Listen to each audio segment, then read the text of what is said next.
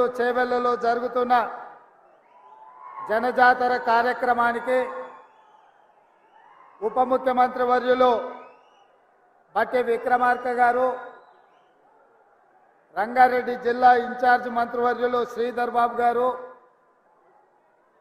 పెద్దలు మిత్రులు ఉత్తమ్ కుమార్ రెడ్డి గారు, పొన్నం ప్రభాకర్ గారు, పొంగులేటి శ్రీనివాసరెడ్డి గారు, మా సోదరిమణి సీతక్క గారు, ఏఐసిసి ఇన్ఛార్జ్ దీపాదాస్ మున్షి గారు, అదేవిధంగా శాసనసభ్యులు, శాసన మండలి సభ్యులు, జిల్లా పార్టీ నాయకులు, మండల పార్టీ నాయకులు, గ్రామ పార్టీ అధ్యక్షులు, ప్రాణ సమానులైన పార్టీ కార్యకర్తలు, మా ఆడబిడ్డలు, అదేవిధంగా వికారాబాద్ జిల్లా పరిషత్ చైర్పర్సన్ సోదరిమణి సునీత మహేందర్ రెడ్డి గారు, పరిగే రామ్మోహన్ రెడ్డి గారు, చల్లా నరసింహారెడ్డి గారు, సోదరుడు మిత్రుడు మహేందర్ రెడ్డి గారు, అదేవిధంగా రంగారెడ్డి జిల్లా పరిషత్ చైర్పర్సన్ అనితారెడ్డి గారు, తీగల కృష్ణారెడ్డి గారు, ఈ నియోజకవర్గంలో కాంగ్రెస్ పార్టీ తరఫున ఎన్నికల బరిలో దిగిన మిత్రుడు భీమ్ భరత్ గారు,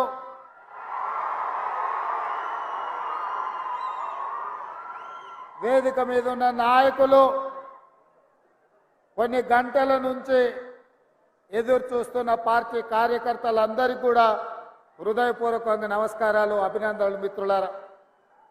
మిత్రులారా, ఇక్కడ ఉన్న వాళ్ళు ఎవరు గత 10 సంవత్సరాల నుంచి కేసులు ఎదుర్కొన్న వాళ్ళు, గత ప్రభుత్వంలో అనిశ్చితవేతకు లోను కాని వాళ్ళు, గత ప్రభుత్వంలో ఇబ్బందులకు గురి కాని వాళ్ళు ఎవరు కూడా ఇక్కడ లేరు అంటే అది పెద్ద అతిశయోక్తి కాదు.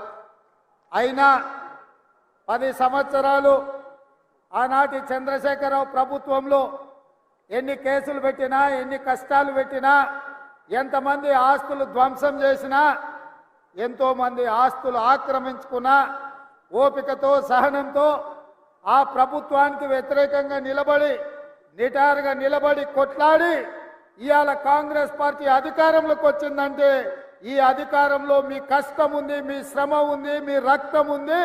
మీ రక్తాన్ని చెమటగా మార్చి ఈరోజు ఈ తెలంగాణ రాష్ట్రంలో మీరు ఇందిరమ్మ రాజ్యం తెచ్చిండ్రు. మీరు కష్టపడ్డారు కాబట్టే, మీరు గుండెల్లో పెట్టి చూసుకొని భుజాల మీద మోసిండ్రు కాబట్టి ఇవాళ మీ అన్నగా, మీ సోదరుడిగా, ఇవాళ ముఖ్యమంత్రిగా ఇక్కడ నిలబడి మాట్లాడుతున్నా అని చెప్పి మా మిత్రులకు నేను తెలియజెప్పదలుచుకున్నా. మిత్రులారా, మీ త్యాగాన్ని ఎప్పుడు మరువము, మీ కష్టాలను ఎప్పటికి గుర్తుపెట్టుకుంటాం. ఎవరైతే ఆనాడు 10 సంవత్సరాలు కాంగ్రెస్ పార్టీ జెండా మోయడానికి కష్టపడ్డారో, అవసరమైతే మీ ఊపిరైన వదిలిండ్రు కానీ పార్టీ జెండాను వదలకుండా భుజాలు కాయలు కాసే విధంగా పార్టీ జెండా మోసిండ్రు. మీ రుణం తీర్చుకునే సందర్భం వచ్చింది. మిమ్మల్ని ఆదుకునే బాధ్యత పార్టీ మీద, నా మీద ఉన్నది కాబట్టి ఇవాళ మిత్రులారా, ఎన్నికలప్పుడు ఇదే రంగారెడ్డి జిల్లాలో రాజీవ్ గాంధీ ప్రాంగణం తుక్కుగూడ, ఆ ప్రాంతంలో సెప్టెంబర్ 17 నాడు మన నాయకురాలు, మన అభిమాన నాయకురాలు సోనియమ్మ సెప్టెంబర్ 17 నాడు 6 గ్యారెంటీలను తెలంగాణ రాష్ట్రానికి ఇచ్చింది. ఆయనలో 10 లక్షల మంది అక్కడికి వస్తే 10 లక్షల సాక్షిగా 4 కోట్ల తెలంగాణ ప్రజలకు సోనియమ్మ మాట ఇచ్చింది. ఆనాడు కరీంనగర్ జిల్లాలో 2004లో తెలంగాణ రాష్ట్రం ఇస్తా అని మాట ఇచ్చి, ఎన్ని కష్టాలు వచ్చినా, ఎన్ని నష్టాలు వచ్చినా, ఆంధ్రప్రదేశ్లో పార్టీ చచ్చిపోయినా, తెలంగాణ రాష్ట్రంలో అధికారం కోల్పోయినా ఇచ్చిన మాటకు నిలబడి తెలంగాణ రాష్ట్రాన్ని ఇచ్చింది మన నాయకురాలు సోనియమ్మ. ఆ సోనియమ్మ మన రంగారెడ్డి జిల్లాకు వచ్చి మన మధ్యలో కూర్చొని తెలంగాణ ప్రజలకు 6 గ్యారెంటీలు ఇచ్చింది. ఆ 6 గ్యారెంటీలను చూసి సోనియమ్మ మీద అభిమానంతో మీరు ఇవాళ తెలంగాణ రాష్ట్రంలో ఇందిరమ్మ రాజ్యం తెచ్చింది. మీ కష్టాల మీ పోరాటాల నేపథ్యంలో ఏర్పడ్డ ఈ ప్రభుత్వం ఇచ్చిన 6 గ్యారెంటీలను నిలబెట్టుకోవడానికి మేమందరం అహర్నిశలు కృషి చేస్తున్నాం. ప్రతి నిమిషం, ప్రతి క్షణం, ప్రతిరోజు, ప్రతి నెల ఇచ్చిన 6 గ్యారెంటీలను ఎట్లా అమలు చేయాలి, పేదలకు ఈ పథకాలను ఎట్లా అందించాలన్న ఆలోచనే మా ఆలోచన. ఇవాళ డిసెంబర్ 7 తారీఖు నాడు అధికారాన్ని చేపడితే 48 గంటల్లోనే 2 రోజుల్లోనే 2 పథకాలను అమలు చేసి ఆడబిడ్డలకు ఉచితంగా ఆర్టీసీ బస్సులో రవాణా సౌకర్యాన్ని కల్పించి ఇవాళ మేడారం జాతర సీతక్క దగ్గరికి వెళ్తే లక్షలాది మంది ఆడబిడ్డలకు ఉచిత బస్సు రవాణా సౌకర్యాన్ని మన ప్రభుత్వం కల్పించింది. ఆయన రాజీవ్ ఆరోగ్యశ్రీని దెబ్బతీసి పేదలకు వైద్యం అందించకుండా కేసీఆర్ కుట్ర చేస్తే ఇవాళ 10 లక్షల రూపాయలతోని రాజీవ్ ఆరోగ్యశ్రీ పథకాన్ని మళ్ళీ అమలు చేసి అపోలో యశోద లాంటి ఆసుపత్రుల్లో ఇవాళ పేదవాడు బాజాప్తా వెళ్ళి వైద్యాన్ని తీసుకునే పరిస్థితి మళ్ళీ మన ప్రభుత్వం తీసుకొచ్చింది. ఇదే కాదు, తెలంగాణ ఉద్యమం సందర్భంగా చంద్రశేఖరరావు చెప్పిండు, నీళ్లు, నిధులు, నియామకాలు ఈ తెలంగాణ రాష్ట్రానికి వస్తాయి, తెలంగాణ వస్తే అని. ఇవాళ నీళ్ల ముసుగులో నిధుల దోపిడీ జరిగింది. నియామకాల ముసుగులో కుటుంబంలో ఉన్న వాళ్ళకు, అల్లుడికి, కొడుకుకు, బిడ్డకు పదవులు వచ్చినాయి. సడ్డకుని కొడుకుకి రాజ్యసభ వచ్చింది, సుట్టపోనికి మంత్రి పదవులు వచ్చినాయి. కానీ లక్షలాది మంది నిరుద్యోగ యువకులకు ఉద్యోగ నియామకాలు చేపట్టలే. అందుకే మేమిచ్చిన మాట ప్రకారం కాంగ్రెస్ అధికారంలోకి వచ్చి నిరుద్యోగ యువకులకు 2 లక్షల ప్రభుత్వ ఉద్యోగాలు ఇస్తామని ఏదైతే మాట ఇచ్చినామో అధికారంలోకి వచ్చిన 2 నెలలలోపు 25,000 ఉద్యోగ నియామకాలు ఎల్బీ స్టేడియంలో మేము బాధ్యత చేపట్టినమో, మీరందరూ కష్టపడి మాకు ఉద్యోగాలు ఇస్తే ప్రమాణ స్వీకారం చేసినమో అదే ఎల్బీ స్టేడియంలో 25,000 మంది నిరుద్యోగ యువకులకు ఉద్యోగ నియామక పత్రాలు మన ప్రభుత్వం ఇచ్చింది. ఇది చూసి ఓర్వలేని కేసీఆర్, కేటీఆర్, హరీష్ రావు, కవితారావు, సంతోష్ రావు, దయాకర్ రావు, వినోద్ రావులందరూ కుట్ర చేసి ఇవాళ కాంగ్రెస్ పార్టీ మీద శాపనార్థాలు పెడుతున్నారు. నేను అడుగుతున్నా, సోయిలేని సన్నాసులను, దద్దమ్మలను, పేదోళ్ళ బిడ్డలకు మేము వేలాది ఉద్యోగాలు ఇస్తే మీ కడుపు మండిందా అని చెప్పి నేను అడుగుతున్నా. నీ బిడ్డను నిజామాబాద్లో బండకేసి కొడితే 6 నెలలు తిరగకముందనే నువ్వు ఎమ్మెల్సీ పదవి ఇచ్చినావు. నీ సుట్టపోని వినోద్ రావును కరీంనగర్లో బోతి తీసి పాతి పెట్టే ప్లానింగ్ కమిషన్ వైస్ చైర్మన్ ఇచ్చిన 6 నెలల. మరి నీ కుటుంబానికి ప్రజలు బండకేసి కొడితే ఉద్యోగాలు ఇచ్చుకున్నావు కదా. మా పేదల బిడ్డలు, మా దళితుల బిడ్డలు, మా గిరిజనుల బిడ్డలు, మా ఆదివాసుల బిడ్డలు, మా బలైన వర్గాల బిడ్డలు, మా మైనారిటీల బిడ్డలు, నిరుపేదల బిడ్డలు 10 ఏళ్ళు తల్లిదండ్రులు ఊర్లలో కష్టపడి రూపాయి కూడబెట్టి అశోక్ నగర్ చౌరస్తాల్లో, దిల్సుఖ్ నగర్ చౌరస్తాల్లో కోచింగ్ సెంటర్లలో చదువులు చదివించుకొని వాళ్ళ పిల్లలు 10 ఏళ్ల నుంచి పెళ్లిళ్ళు గాక ఉద్యోగాలు లేక రోడ్ల మీద తిరుగుతుంటే ఏ ఒక్క రోజైనా నువ్వు ఆలోచన చేసినవా చంద్రశేఖరరావు అని నేను అడుగుతున్నా.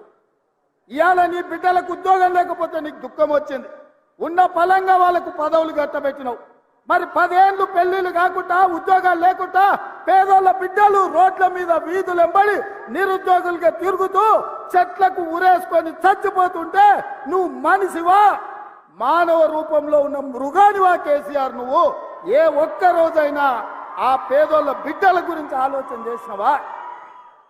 కానీ మేము మా ఇందిరమ్మ రాజ్యంలో అధికారంలోకి వచ్చిన వెంటనే నిరుద్యోగ యువకులకు కావాల్సిన 25,000 ఉద్యోగాలు ఇవాళ మేము నియామక పత్రాలు అందించినాం.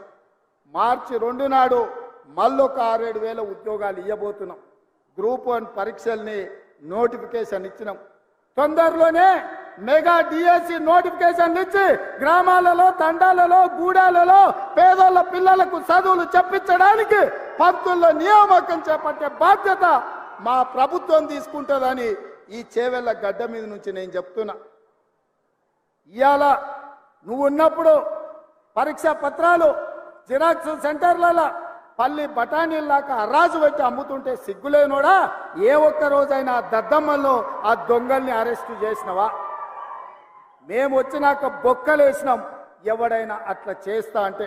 అందుకే ఈరోజు పేదోళ్ళ పిల్లలకు ఉద్యోగాలు ఇవ్వడానికి పారదర్శకమైన నియామకాలు చేపట్టడానికి పబ్లిక్ సర్వీస్ కమిషన్ని ప్రక్షాళన చేసినాం.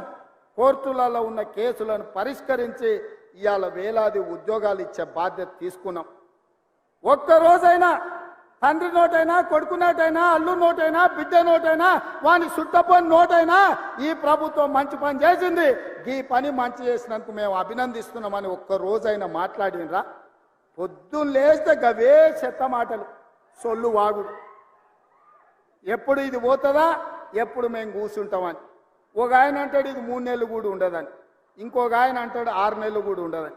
నేను చెప్పదలుచుకున్న సన్నాసులను, ఎవడైనా 3 నెలలో 6 నెలలో ఈ ప్రభుత్వం ఉండదు అని గ్రామాలకు వచ్చే మా కార్యకర్తలు వాళ్ళని పట్టుకొని యాప చెట్టు కట్టేసి లాగుల తొండలిడ్చి కొడతారని చెప్పి నేను ఈ సందర్భంగా చెప్పదలుచుకున్నా. ఆ సన్నాసుడు అంటుండు ఎన్నికల కంటే ముందు రేవంత్ రెడ్డి పేరు చెప్తే 3 సీట్లు రాకపోతుండే అని. నేను ఇవాళ ఈ వేదిక మీద నుంచి ఆ సొల్లు వాగుడు వాగే కేటీఆర్కి సవాలు విసురుతున్నా. బిడ్డ, ఇవాళ నేనే ముఖ్యమంత్రి, నేనే పిసిసి ప్రెసిడెంట్ను. రేపు రాబోయే పార్లమెంట్ ఎన్నికల్లో నేను సవాలు విసురుతున్నా. నీ చేతనైతే దమ్ముంటే, నువ్వు మగోడు అయితే ఈ తెలంగాణ రాష్ట్రంలో బిడ్డ ఒక్క సీటు గెలిచి చూపించు. నీ అయ్యా నువ్వు వస్తావో నీ అయ్య వస్తాడో మా కార్యకర్తలు చూసుకుంటారు. బిడ్డ, నువ్వు అనుకుంటున్నావా అల్లా తప్పగాడని? అల్లా తప్పగాలం కాదు, అవులగాళ్ళలాక అయ్య పేరు చెప్పుకొని కుర్చీలో కూర్చోలేదు సన్నాసోడా. కింది నుంచి కార్యకర్తగా కష్టపడి జెండాలు మోసి లాఠీ దెబ్బలు విని నీ అక్రమ కేసులు ఎదుర్కొని చెర్లపల్లి చెంచల్గూడ జైల్లో మగ్గినా భయపడకుండా, లొంగిపోకుండా నిటారుగా నిలబడి నిన్ను, నీ అయ్యను, నీ బావను బొందబెట్టి ఇవాళ ఆ కుర్చీలో కూర్చున్నాం.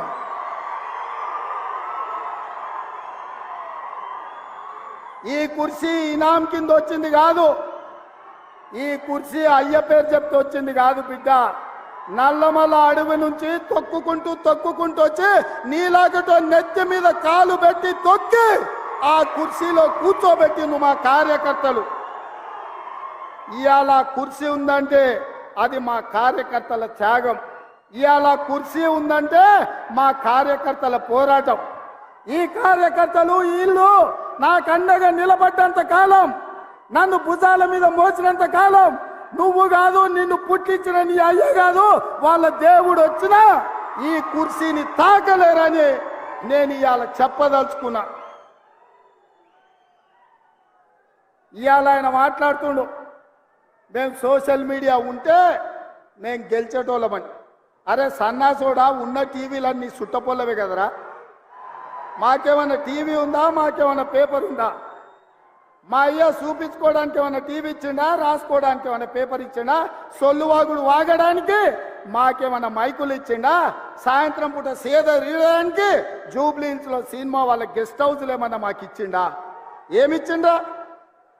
మా కార్యకర్తలు కష్టపడితే, మా కార్యకర్తలు నిలబడి కొట్లాడితే మాకు ఇవాళ ఈ అధికారం వచ్చింది. ఇవాళ నువ్వు చేసే తప్పుడు పనులు మా కార్యకర్తలు సోషల్ మీడియాలో పెట్టారు. మాకు ఆ ట్యూబ్ అక్కర్లేదు, ఈ ట్యూబ్ అక్కర్లేదు, ఏ ట్యూబ్ అక్కర్లేదు. బిడ్డ, నీ ట్యూబ్ లైట్ వలగొట్టే బాధ్యత మాత్రం మేము తీసుకుంటాం. ఆయన చివరికి దివాలా చెడి యూట్యూబ్ ఛానల్ పెట్టుకుంటామంటుండు. అట్లనే కృష్ణానగర్లో ఏదైనా బ్రోకర్ దందా కూడా పెట్టుకో. అది ఇది 2 కలిస్తే బాగానే నడుస్తుంది నీ వ్యాపారం. ఇప్పటికి కూడా సిగ్గురాలే. వాళ్ళ కుటుంబం తోసుకుంటే తెలంగాణ ప్రజలు చెప్పు తీసుకొని కొట్టిండ్రు అనే సంగతి ఆయనకు అర్థం కాలే. 10 ఏళ్ళు అడవి పందుల్లాక చెరుకు తోట మీద పడి అడవి పందులు తిన్నట్టు మా వికారాబాద్ పరిధి తాండూరు ప్రాంతంలో పల్లి చేను వేసుకుంటే అడవి పందులు రాత్రిపూట చేను మీద పడితే ఆ పంట కాపాడుకోనికి మా రైతులు కరెంటు తీగలు పెట్టి కాపాడుకుంటారు. అట్లనే తెలంగాణ ప్రజలు అడవి పందుల్లాక తెలంగాణ మీరు తెగమెక్కుతుంటే కరెంటు వైర్లు పెట్టి మిమ్మల్ని కరెంటు తీగలకు బలిచ్చి ఇవాళ కాంగ్రెస్ పార్టీని అధికారంలోకి తీసుకొచ్చారు. అందుకే మిత్రులారా, ఇవాళ నేను ఒక్క మాట చెప్పదలుచుకున్నా. సోనియమ్మ మాట ఇచ్చిందంటే అది శిలా శాసనం. సోనియమ్మ గారు ఏదైతే మాట ఇస్తే అది శిలా శాసనం. ఆ శిలా శాసనాన్ని అమలు చేయడానికి మా ఊపిరి పోయినా మా రక్తం దారబోసైనా అమలు చేసే బాధ్యత నా మంత్రివర్గం నా మిత్రులందరూ కలిసి తీసుకుంటాం. ఇవాళ ఇచ్చిన మాట నిలబెట్టుకోవడానికి కాంగ్రెస్ పార్టీ సిద్ధంగా ఉంది. అందుకే 6 గ్యారంటీలలో డిసెంబర్ 9 నాడు ఆర్టీసీ బస్సు, రాజీవ్ ఆరోగ్యశ్రీ అమలు చేస్తే ఇవాళ మా పేదలకు ఆనాడు కట్టెల పొయ్యితో కన్నీళ్లతో క్యాన్సర్ వచ్చి చచ్చిపోతున్న ఆడబిడ్డలకు ఆ ఎల్ల యూపీఏ ప్రభుత్వంలో సోనియమ్మ దీపం పథకం ద్వారా గ్యాస్ పొయ్యి సిలిండర్ ఇచ్చి 400కే ఆ ఎల్ల సిలిండర్ ఇచ్చింది. కానీ నరేంద్ర మోడీ అధికారంలోకి వచ్చి కేసీఆర్ అధికారంలోకి వచ్చిన తర్వాత 400 రూపాయల సిలిండర్ 1200 రూపాయలు చేసి మా పేద ఆడబిడ్డలను దోసుకుంటుంటే సోనియమ్మ రంగారెడ్డి జిల్లాలో తుక్కుగూడలో మాట ఇచ్చింది. అధికారంలోకి వచ్చిన వెంబడే మా వాళ్ళకు ఆదేశాలు ఇస్తున్నా 500కే సిలిండర్ ఇస్తామని సోనియమ్మ మాట ఇచ్చింది.